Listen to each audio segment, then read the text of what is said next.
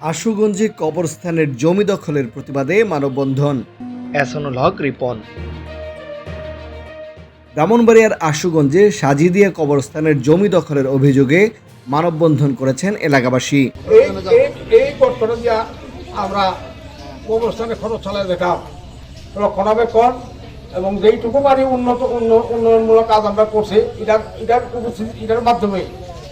এরপরে কিছু সরকারি সহায়তা আমরা পাইছি, যার ফলে ওয়ার্ল্ড আমরা করছি এবং জনগণের সহায়তা পাইছি, এই গেটটা আমরা করছি।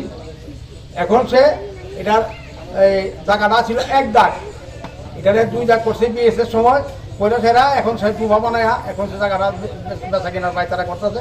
শনিবার সকাল 10:30টার দিকে তালশহর খাড়াসার সড়কের পাশে কবরস্থান সংলগ্ন এলাকায় এ মানববন্ধন অনুষ্ঠিত হয়।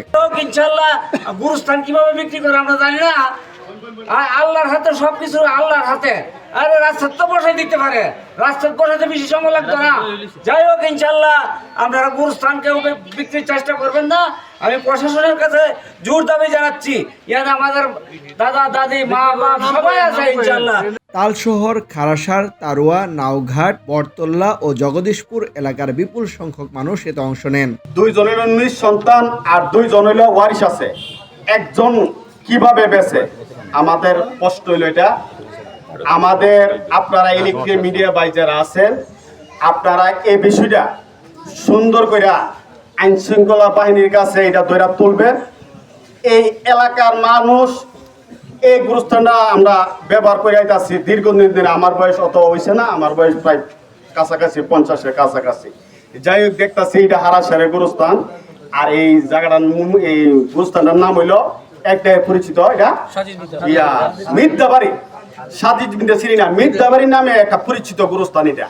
এই জায়গাটা দীর্ঘদিন ধরে জমা দিয়া এই গুরুস্থানের উন্নয়নমূলক কাজে এটা লাগানো হয়। এ সময় কবরস্থানের জায়গা রক্ষায় বিভিন্ন স্লোগান দেন তারা।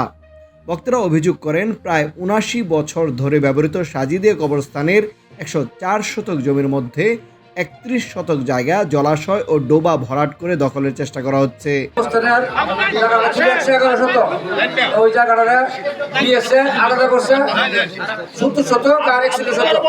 ওইখান থেকে প্রতারণা কইরা 61 শতক জায়গা থেকে 61 শতক বেচার পয়তারা করতেছে। এই গুরুস্থানের জায়গা বিক্রি করলে তাদের জন্য ভালো হবে না ইনশাআল্লাহ। আমরা দেখব, আমরা এলাকাবাসী আছি, আমরা কিন্তু গুরুস্থানের জায়গা বেচা লাশের জায়গা যেখানে কবর দেওয়া আছে ওই জায়গা বিক্রি করে খাইতে দেবো না, ওটা লাশ বিক্রি করে খাওয়া হবে। এটাই আমার দাবি। এই ঘটনায় নওশাদ মৃধার বিরুদ্ধে অভিযোগ তোলেন তারা। মিটিং করছি, মিটিং করে তাকে বলছি তোমার কি চাই, যেহেতু টাকাটা তোমার না, তারপরে তুমি 2 নম্বর করে নিয়ে আসবো, আমরা জীবন দিব, তবু গুরুস্থান কাটা দিব না। কিন্তু সে আমাদের কথা রাখে নাই। সে আমাদের বললো কি, বা একটা গুরুত্বপূর্ণ কথা শোনেন, সে আমাদেরকে বললো কি, আমার বংশে কিন্তু 50 জন ছেলে গেছিল।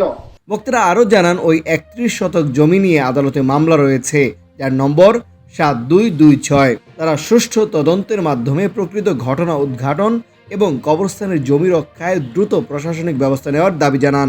দিন যাবত এই গুরুস্থানীরা আছে এবং গুরুস্থানের জায়গায় এটা থাকবে এই বলে আমি এলাকাবাসীর পক্ষ থেকে এবং এই জায়গা রাখতে গিয়ে আমরা যা করতে হই আমি প্রশাসনকে আকর্ষণ করে বলছি, প্রশাসনকে দৃষ্টি আকর্ষণ করে বলছি, আপনারা একটু এইটা দৃষ্টি দেন।